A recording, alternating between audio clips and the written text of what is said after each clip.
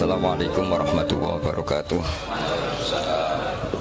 Rabbi shrah li sadri wa yassir li amri wa hlul 'uqdatam min lisani. Allahumma shalli wa sallim ala sayyidina Maulana Muhammadin wa ala alihi washabihi ajmain. Amma ba'du. Yang sangat saya hormati Kiai Haji Raden Najib Abdul Qadir, wonten Kiai Haji Hamid Gusdar, teman lama saya Pak Tarom Bisro yang sudah melanggar perjanjian. Semoga dimaafkan Allah, meskipun saya tidak memaafkan. Karena Allah lebih baik ketimbang saya, jadi tentu Allah itu mudah memaafkan. Tapi kalau manusia itu susah, sehingga saya bisa maafkan kalau dia masuk surga. Kalau tidak ngajak saya itu tak tuntut itu. Terus kedua, sholat hajatnya Pak Mustaqim itu makbulah, jadi tidak akan saya gojlok. Ya, cuma tetap saja alamat saya Rembang, bukan Demak.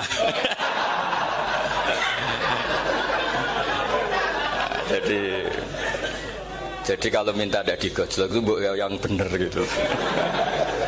Ini akte saya, KTP saya semuanya Rembang, bukan Demak.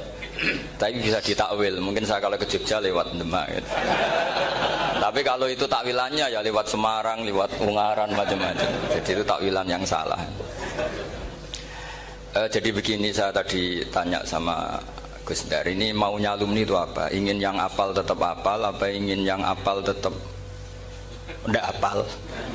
Karena sebetulnya zaman apalan juga sudah ada apal, karena kalau naik yang bawah hilang, naik lagi bawahnya hilang lagi.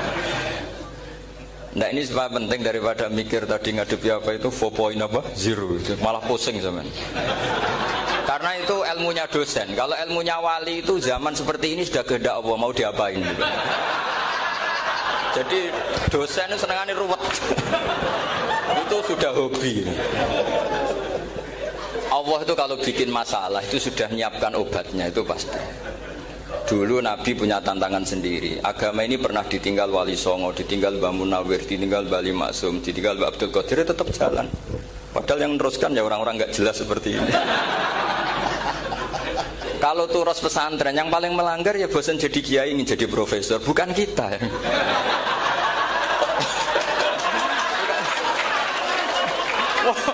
Yang bosan itu tidak kita, yang sudah ganti gelar itu. Tapi kita ya tidak apa-apa. Jadi nggak usah dijaga, turus itu biasa saja. Jadi biasa saja, menurut saya zaman itu biasa saja. Jadi Allah itu kalau bikin masalah itu ya bikin solusinya, itu sudah min sunnatillah. Jadi saya itu tidak pernah mikir, betul. Saya itu nggak pernah mikir agama ini nanti kayak apa, enggak. Selain saya tahu Allah yang akan menjaga agama ini, dipikir gak dipikir, memang kalau zaman lebih buruk ketimbang kemarin, itu sudah nasnya Nabi. Ma min yaumin illa ba'dahu syarrun min. Nah ini karena materinya sanad, mungkin ini spesifikasi saya. Saya mohon sanad itu ditulis tapi tidak diimani. Jadi yang ditulis itu hanya sebagai perangkat mudawwan. Karena kalau sampean imani itu bahaya, karena nanti tidak hadits tawatur. Makanya kritiknya para ahli hadis terhadap sanatu ahli qiraah, misalnya jenengan dari Gus Najib, dari Mbak Abdul Qadir atau dari Mbak Arwani, kemudian Mbak Munawir, kemudian Syekh Yusuf Ad-Dimyati, terus Syekh Sa'id Antar misalnya, sampai Syekh Haruni dan seterusnya. Itu kan hanya menyebut satu orang. Ini harus dicatat. Padahal sanad khususnya Quran itu lafadznya harus mutawatir, kaifiyatul ada juga harus mutawatir. Jadi harus riwayatu jam'in an jam'in la yumkinu tawatuhum alal kadzib. Makanya kalau ngaji sanad itu harus bersamaan dengan itu kita katakan bahwa menyebut Mbah Munawir itu fardun min afrodil am. Karena kalau enggak berarti sanad kamu menjadi ahadi. Kita tahu kan hadis riwayat ahadi itu masalah. Masalah apa enggak? Masalah. Hadis itu yang keren, yang mutawatir. Padahal Quran itu fauqal hadis. Makanya saya bilang sanad itu ditulis tapi tidak usah diimani. Kalau itu tok, ya harus diimani kalau itu sebagai jam'un an jam'in. Kebetulan taunya itu lewat guru. Jadi kita cara berpikir ya, sebetulnya semua Quran itu riwayatu jam'in an jam'in, dari kelompok besar ke kelompok besar. Kebetulan tahu kita dari satu orang, misalnya Mbak Munawir atau Mbak Arwani atau Gus Najib atau Mbak Arwani dan sebagainya. Saya itu punya bapak, buyut-buyut saya itu hafal Quran. Mereka ya pantangan malah, makanya itu sirinya. Kenapa kadang-kadang kiai dimintai sanad itu nggak mau. Tapi kalau sudah ahlinya, nggak minta pun dikasih. Itu dulu tradisi ulama dulu gitu. Sufyan Ats-Tsauri kalau dimintain sanad santrinya, bilang gini, sudah kamu pulang saja. Kalau saya sudah tahu kamu benar, saya datang ke kamu tak kasih sanad. Saya yang datang ke kamu tak kasih sanad. Saya itu punya sanad ya baru-baru. Saya bangun mendekati wafat baru dikasih. Karena nunggu tadi, nunggu kelayakan. Kalau tahu-tahu minta sanad kan gaya-gayanan tok. Terus dicetak di figura. Terus seakan-akan legal jadi muridnya Gus Najib. Itu aneh. Saya ulang lagi ya. Jadi kita harus ngadepi satu hukumnya Allah. Kalau sanadul Quran itu harus mutawatir. Malah mutawatirnya riwayat itu jam'in sing la yumkinu tawatuhum alal gadi. Sehingga kita nyaman. Misalnya kita mau tidak mau menyebut setelah hafaz itu kita hanya menyebut asim. Setelah asim paling banter kita menyebut hanya dua, yaitu Abdurrahman As-Sulami, Abi Abdillah Abdurrahman As-Sulami. Ada yang nulis Abi Abdurrahman Habib As-Sulami. Itu di harokatnya kitab itu ada yang nulis Hubab. Tapi yang benar, oh enggak, yang benar itu bacanya Habib. Habib itu As-Sulami itu ikut marga Robi'ah. Itu kemudian ditulis gurunya hanya dua, yaitu Abdurrahman As-Sulami sama Zirin bin Hubes. Setelah Zirin bin Hubes, sahabat yang ditulis itu hanya Utsman, Ali, Ubay bin Ka'ab. Ya, Utsman, Ali, dan Ubay bin Ka'ab sama Zaid bin Sabit. Hanya 4. Sekarang kita teliti betapa bahayanya itu. Bahayanya begini. Zaid bin Sabit itu orang Ansor. Artinya kalau orang Ansor itu tidak menangi periode Makkiyah. Bagaimana dia bisa meriwayatkan semua Quran sementara dia Ansoriun yang notabene hanya mengenal surat-surat Madaniyah, sementara ayat Makkiyah atau surat Makkiyah itu bawahnya. Dan Ubay bin Ka'ab sendiri itu ngajinya itu tidak banyak, karena dia harus ngaji sama Abu Bakar, Umar. Dan dulu nggak mungkin setoran kayak sekarang 30 juz karena masyhulun semua orang sibuk. Sehingga kita harus pastikan zikru fardin min afrodir ruwat atau zikru ahadin min ahadir ruwat adalah implementasi dari riwayatu jam'in jam'in. Karena ini untuk menjaga status Quran harus mutawatir. Kalian jangan ngawur, itu bahaya sekali. Saya punya banyak tulisan tentang itu. Dan karena kalau berupa tulisan itu biasanya terus jadi konsumsi akademik. Tinggal seminar terus narasumber untuk duit macam-macam itu. Itu makanya saya tidak mau. Saya itu suka ngaji alami. Sehingga kalau betul saya dikatakan viral itu saya tidak mikir, viral tidak mikir. Saya ini sudah cocokkan sama Gus Dar, mau daftar wali. Syaratnya wali itu nggak peduli dengan makhluk. Kalau saya peduli berarti terdegradasi nanti. Sudah cocokkan sama Gus Dar, Gus daftar wali. Angel Gus, sekarang yang peminatnya tidak banyak kata saya. Karena zaman akhir itu peminatnya jadi rektor tadi. Jadi ini nanti dicek saja. Nah dulu mana saya dengan Gus Dar. Karena buyut-buyut saya itu ya sepuh sama sepuhnya sama buyut. Karena buyut saya kandung itu diantara namanya ada Mbak Maksum. Mbak Maksum itu bin Soleh. Mbak Soleh buyut saya kandung itu gurunya Mbak Soleh Darat. Jadi buyut-buyut saya juga kasepuan. Gus ini juga kasepuan. Jadi adu kasepuan. Yang jelas itu entah menang mana tidak tahu. Sing wani rokok berarti menang. Karena berarti berani tidak sopan gitu. Tapi bisa saja menang saya karena legowo. Tadi pamit saya, Gus saya rokok boleh-boleh. Jadi dia lebih keren karena nggak sopan, saya keren karena jembarati. Berarti setingkat lah kira-kira gitu, setingkat. Kalau Gus Hamid karuan pernah Pak Alik ya, nggak berusopan sama Gus Dar memang ini kan Pak Aliknya. Saya teruskan ya. Jadi anak-anak alumni Al-Munawwir ini yang dimaui apa lanyah Qur'annya, apa tadi dakwah tadi tafakuh. Saya juga nggak paham yang dimaksud Pak Mustaqim itu. Karena apa ya? Ilmu itu ditulis itu sebenarnya berdasar minatnya penulis, bukan berdasar kehendak Allah. Buktinya gini, sebelum ada metodologi penyebaran agama, itu agama sudah jalan. Ditinggal Nabi Wali Songo agama sudah jalan. Penulis gue disertasi dokter enak wae harusnya gini. Zaman rong nulis mbok tulis wah agama wis mlaku. Sebetulnya orang nulis itu kan untuk gelar doktoral, untuk kenaikan pangkat. Mana ada kiai-kiai itu menjadi pinter karena tulisan para doktor? Nggak ada. Agama ini sudah jalan tanpa panduan para penulis dokter-dokter itu. Dulu mana ayo mereka dakwah sama panduan tulisannya? Dulu mana? Dulu dakwahnya. Terus itu dianalisis. Oh, terus analisis jadi disertasi. Makanya saya tuh jarang diundang orang mau kalau nggak pernah sepuh. Cuma sial saya yang pernah sepuh ternyata banyak. Akhirnya saya itu bikin kaidah agak salah dulu. Saya mau diundang hanya yang pernah sepuh. Ternyata yang pernah sepuh itu banyak. Ya, kemarin saya datang di hallnya Ki As'ad, terus dia datang di hallnya Pak Hamid. Nah, nambah saya kandung itu sepupu sama Pak Hamid Pasuruan. Saya buyut-buyut saya itu orang Lasem sama orang Kudus. Sebenarnya kalau saya mau nakalan itu pakai buyut saya tertua itu, tapi kayaknya enggak lah. Nanti mereka malah ngedu Nabi Adam malah selesai. Karena kalau saya pakai buyut saya yang Mbah Soleh itu, yang gurunya Mbah Soleh Darat itu, nanti sampean pakai Nabi Adam bisa tuntas saya. Meskipun saya mungkin lewat Kobil atau lewat Habil, nanti cocokan lagi. Jangan-jangan jenengan yang lewat Kobil, saya Habil. Malah panjang lagi, nggak tahu aktenya juga nggak. Kira-kira kan delok potongannya. Kalau yang alim kayaknya pantasnya lewat Habil. Gitu. Kalau yang nggak alim ya pantasnya lewat nggak tahu. Campuran ya kombinasi. Tapi begini ya, Quran itu al-mira fil Quran kufrun ya, atau al-jidal fil Quran kufrun ya, ada dua riwayat. Memperdebatkan Quran itu kafir. Nah, awal debat itu karena Quran dianalisis. Sehingga karena dianalisis ini sebetulnya yang masuk itu analisisnya apa? Para analis, bukan hakikatul ilm. Misalnya gini, para dosen atau para peneliti itu harus pernah jadi wali. 2 menit saja, tidak usah lama-lama. Karena grup wali juga gak terima kalau ini jadi wali lama-lama, karena ada aturannya. Kalau dalam istilah Syaikhul Qadir Al-Jilani fasalab tuhalah, kalau orang wali gak layak tak beredel katanya gitu. Misalnya begini, ada kiai yang milih zuhud, cuek terhadap perubahan zaman.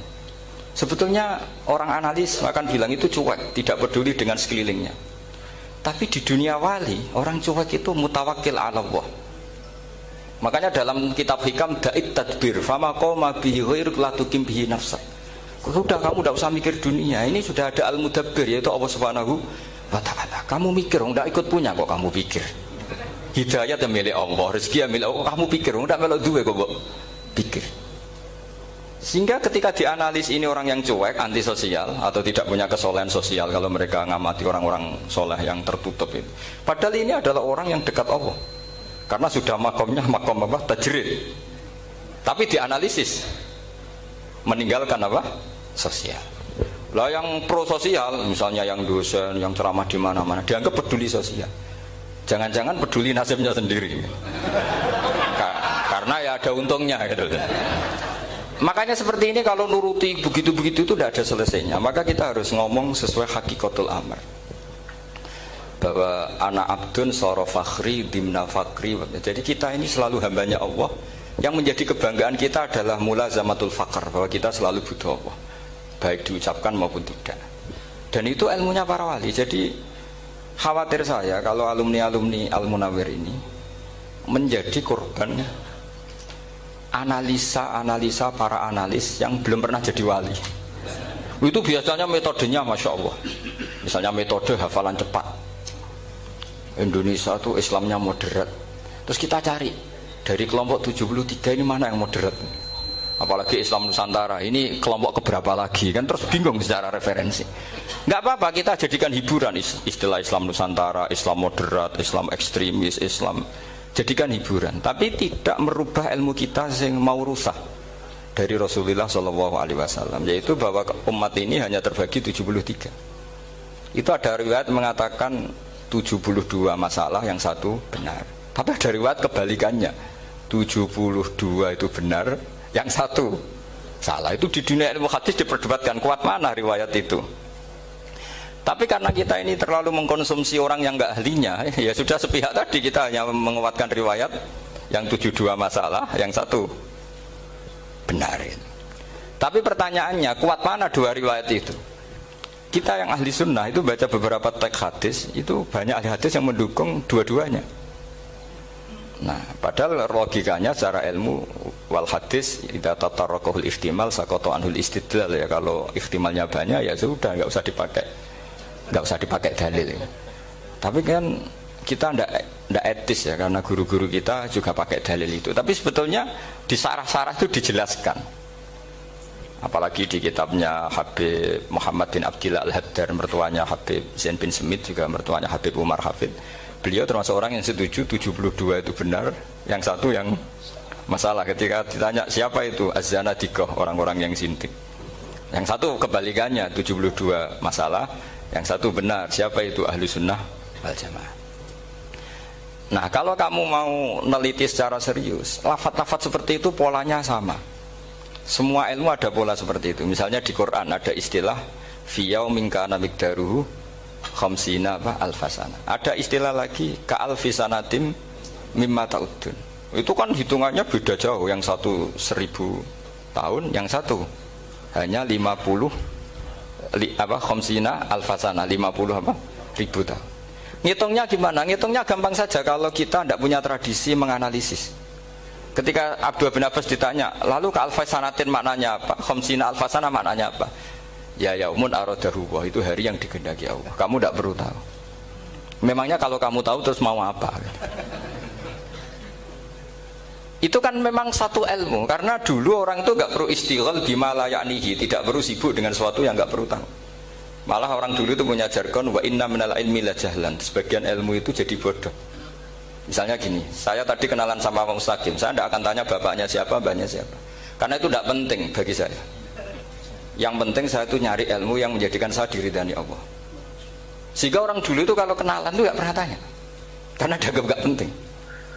Itu makam sama, kamu tahu 100 tahun itu apa, atau 50 tahun itu apa, 1000 tahun apa, itu tidak penting. Cara Abdul bin Abbas, wasal amma yurdika, kamu tanya apa yang menjadi ridhonya Allah Ta'ala.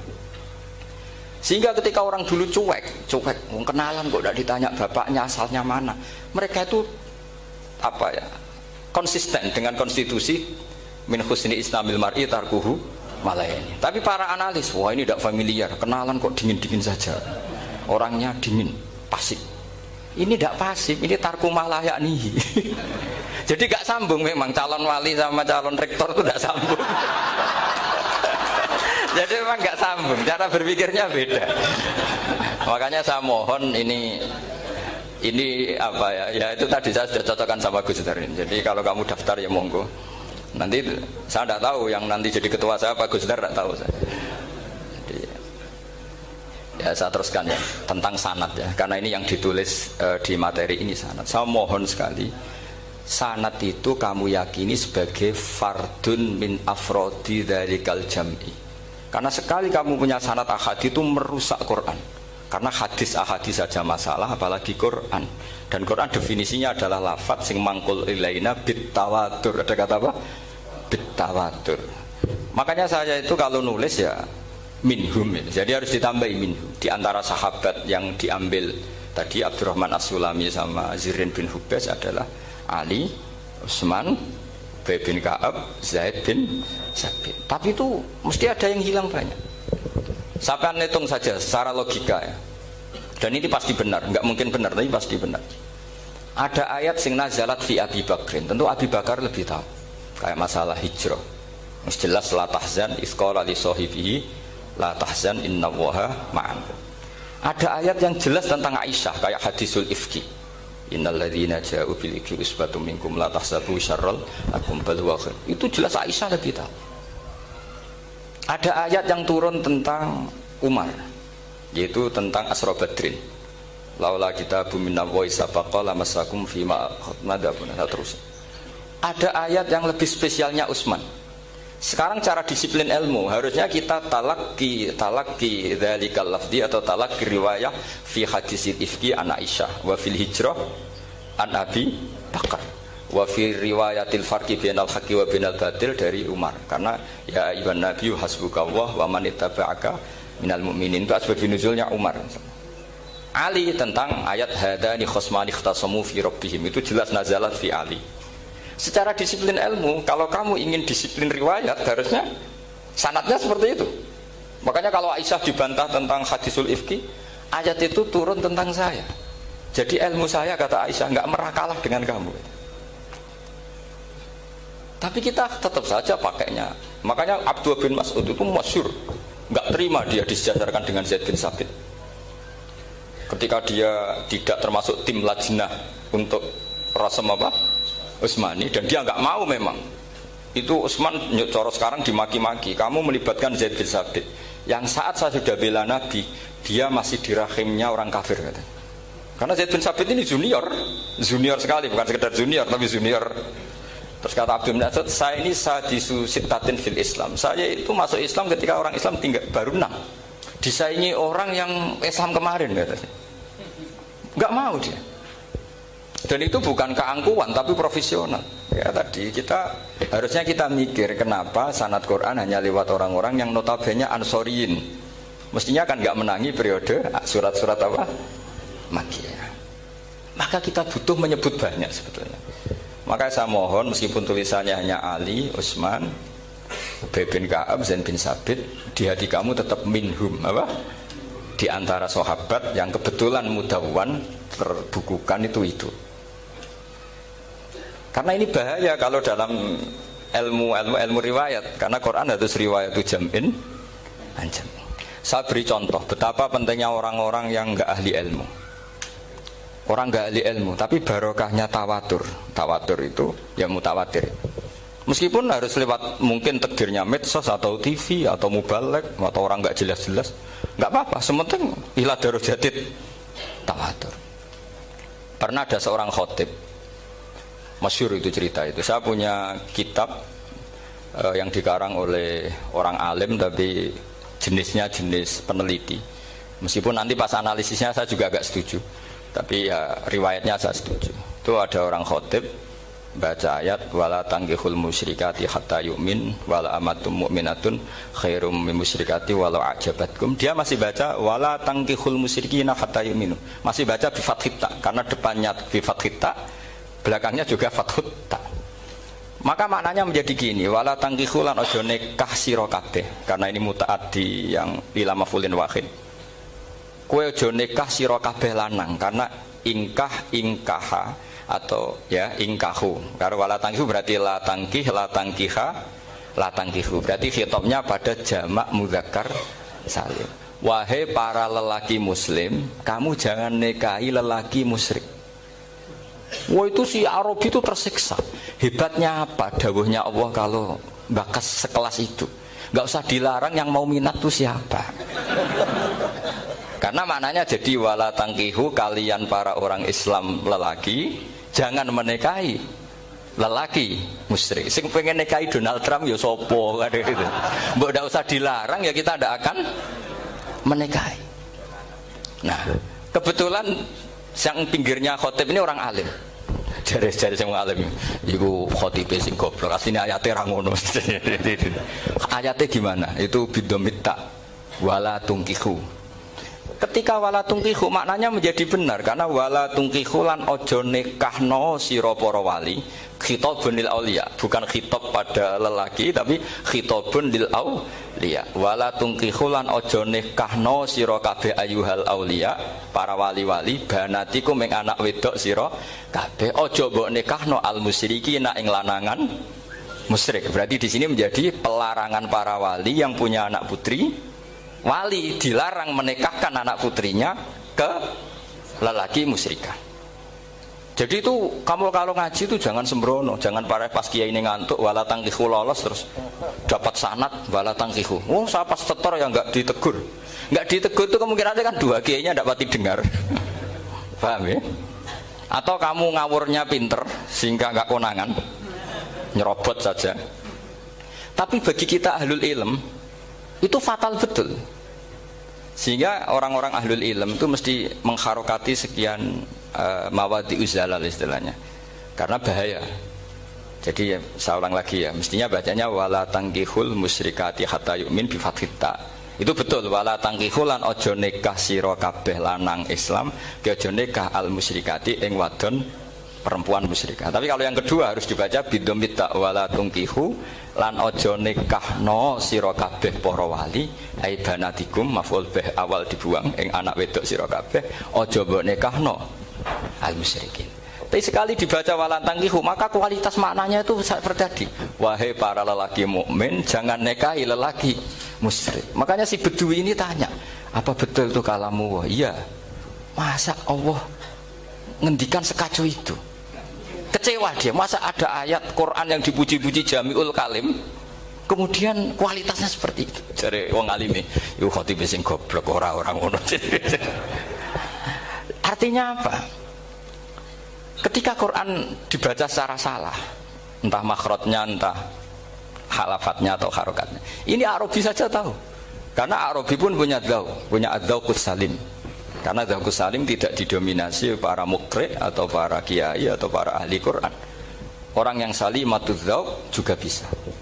Sehingga pernah ada seorang khotib juga, ini cerita-cerita Bedui. Orang khotib pidato khutbah fawarabbis sama'i wal ardi innahu la haqqum mislama annakum tantikun. Demi Tuhannya langit dan bumi bahwa apa yang dijanjikan Allah pasti terjadi. La haqqun itu maknanya terjadi. Itu si Arabi tadi langsung tanya ke khotib, Pak khotib, mang dalladzi akhdhabal jalil hatta alja'hu ilal yamin. Siapa yang bikin Allah murka sehingga Allah terpaksa sumpah? Mana orangnya? Karena kalau dalam tradisi balaghah sumpah itu sudah tersinggung. Misalnya saya punya utang sama Gus Dar ditagih hari ini, hari Selasa. Gus utangnya bayar. Paling saya bilang, nggih Gus sesuk. Ketika sesuk ditagih lagi, nanti Kamis ditagih lagi. Kalau saya mulai tersinggung pasti wawahi. Jadi orang kalau sampai sumpah itu bukti apa? Tersinggung. Karena kalau dalam balaghah disebut kalau mukhatab tu khaliyadzihni tidak usah taukid. Tapi kalau mulai mutaraddid agak ragu dikasih taukid. Kalau banget nggak percaya nih dikasih sumpah. Itu mesti terusannya duga. Itu kaidah tuh, nggak bisa enggak. Karena al-yamin atau al-qasam itu ya dulu alal khadab. Makanya langsung si Arabi tadi tanya, "Man dalladzi akhdhabal jalila hatta al-jawil al-yamin?" Siapa yang bikin Allah tersinggung sampai Allah terpaksa sumpah? Ini dzauqul Arabi, dzauqul Badawi, orang yang sangat betul. Karena Quran mutawatir lafdzon wa dzauqon wa balaghatan wa nahwiyan dan sebagainya. Sehingga sebelum ada Imam Nafi', ini saya cerita khasnya ahli Quran, karena bapak saya, buyut-buyut saya itu hafal Quran. Dulu ketika bapak saya tadi Mbah Munawir sampai berapa? 98% ya, yang hafal Quran era anak tadi. Era anak itu 98%. Ya dari jenengan tadi. Jadi dulu bapak saya nasihati saya hafal Quran itu lucu, nasihatnya gini dok. Aku hafal Quran, mbahmu buyutmu hafal Quran. Yes, ojo kepaten obor. Nak kowe rapal itu sebenarnya alasannya anakmu rapal gampang, wong bapak ya rapal. Putu luwih gampang meneh. Wong bapak mbah ya ora.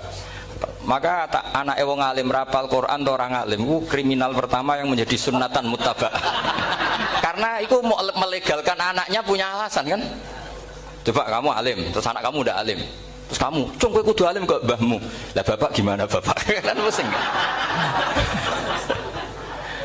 Jadi sebetulnya dzurriyyah ada alim itu mesti salah ini. Salah pas depannya ini. Makanya saya itu tak angen-angen bener bapak saya. Bapak saya itu ya akrab sama Gus Najib, sering semaan bareng dulu. Jadi misalnya bapak saya ada hafal Quran, coba mau pede nasihati saya suruh hafal gimana alasannya? Kan nggak punya alasan. Jadi cara bapak